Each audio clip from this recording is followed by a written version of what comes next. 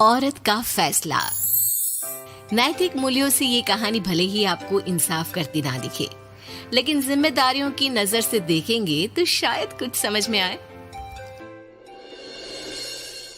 ये क्या है बहू, सुबह से घर का काम करती रहती है, फिर ऑफिस जाती है और बच्चों में लगी रहती है। अरे ऑफिस क्यों नहीं छोड़ देती, या फिर घर के लिए कोई नौकरानी रख ले। कैसी बात कर रही है माँ? जानती तो है ना अभी इनके ऊपर कितना लोन है। थोड़ा ही सही मदद कर देती हूँ तो अच्छा लगता है, और अभी उनको मेरे पैसे की जरूरत भी तो है। सुधा चंदर को बचपन से प्यार करती थी। एक ही मोहल्ले में खेल कूद कर बड़े हुए दोनों। जहाँ सुधा संपन्न परिवार से थी तो वहीं चंदर का परिवार आर्थिक परेशानियों से जूझता ही रहा। लेकिन सुधा की जिद के आगे किसी की नहीं चली। सुधा, कल ऑफिस जल्दी जाना है और 2 दिन के लिए गुजरात ऑफिस के काम से भी जाना होगा। अरे कैसी बात कर रहा है बेटा, बहू को अगले महीने बच्चा होने वाला है, इस वक्त तो उसके साथ रहे। अरे कोई बात नहीं ना माँ, उनको जरूरी काम होगा, वरना मेरा चंदर ऐसे वक्त में मुझे छोड़कर कभी नहीं जाता। चंदर सुबह घर से निकलता तो आधी रात को घर में घुसता, वो भी शराब के नशे में। चंदर की माँ उसे खूब समझाती। अरे माँ, देख रही हो ना कितना कर्जा है सर पर, काम करना पड़ता है। दिन रात काम नहीं करूँगा तो घर कैसे चलेगा। अरे लेकिन बहू को भी तो देख लिया कर, इस हालत में भी घर का बाहर का सारा काम करती है।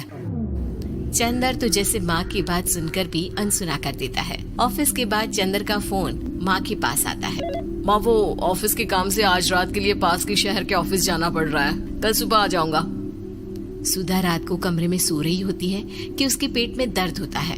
सुधा चंदर को वीडियो कॉल करती है। इनको फोन कर लो, शायद कुछ आराम मिले। लेकिन 10 बार फोन करने पर भी वो सुधा का फोन नहीं उठाता। ऑफिस के काम से गए हैं, हो सकता है बिजी हो। कितनी मेहनत कर रहे हैं हम लोगों के लिए। सुधा सो तो जाती है, लेकिन अकेले उसे कमरे में डर लगता है।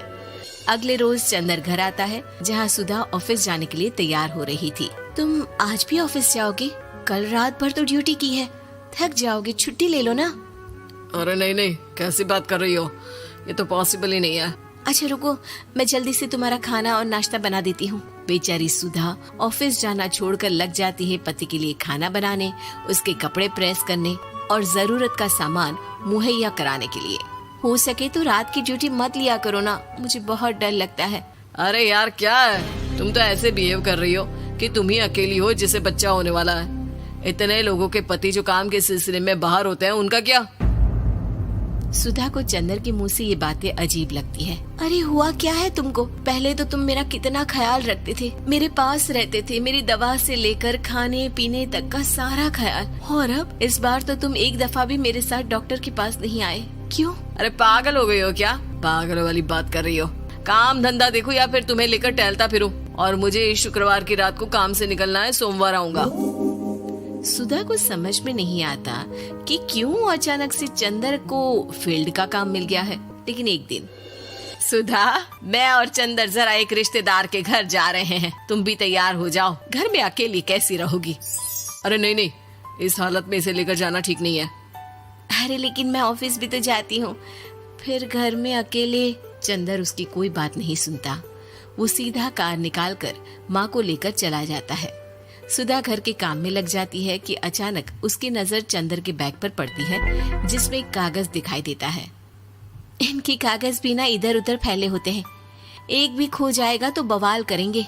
लेकिन जैसे ही सुधा वो कागज खोलकर देखती है तो वो सदमे में आ जाती है। दरअसल वो कागज नहीं, बल्कि चंदर और उसके ऑफिस में काम करने वाली लड़की चांदनी की गोवा की टिकट होती है। सुधा चंदर के बैग को खोलकर देखती है तो उसे होटल के बिल से लेकर महंगे गिफ्ट्स और दूसरे शहरों के टिकट मिलते हैं। सुधा को समझते देर नहीं लगती कि उसका पति किसी और लड़की के साथ है। चंदर के आने पर सुधा उससे बात करती है। अरे नहीं, ऐसा कुछ नहीं है, तुमको गलत फहमी हो गई है।